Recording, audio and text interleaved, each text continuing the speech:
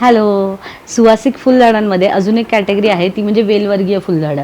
ह्याच्यामध्ये मधुमालती, जाई जुई, सायली ह्या प्रकारची फुलझाडं येतात. ह्या झाडांचं कसं असतं, अतिशय तेजस्वी सूर्यप्रकाश 6 ते 7 तास या झाडांना मिळणं प्रचंड गरजेचं आहे. तर झाडाची वाढ खूप चांगली होते आणि फुलं पण भरपूर येतात. उन्हाळ्यामध्ये तुम्हाला दररोज पाणी देणं या झाडांना गरजेचं आहे. हिवाळ्यामध्ये तुम्ही आठवड्यातून 2 ते 3 वेळेला पाणी देऊ शकता. खूप जास्त पण पाणी द्यायचं नाही. माती कोरडी झाल्यानंतर पाणी द्यायचं, नाहीतर मुळं खूप लवकर कुजतात. हे वेल आहेत ना, हे अशा प्रकारे प्रचंड वाढतात. त्यामुळे तुम्ही काय करू शकता, आयदर तुमच्याकडे असं रेलिंग असेल तर त्याच्यावरून ते खाली सोडू शकता. ते खूप सुंदर दिसतं. किंवा ह्या फुलझाडांना काठीचा आधार द्यायचा आणि त्याच्यावर ते वेल चढवला तर ते दिसायलाही खूप छान दिसतं.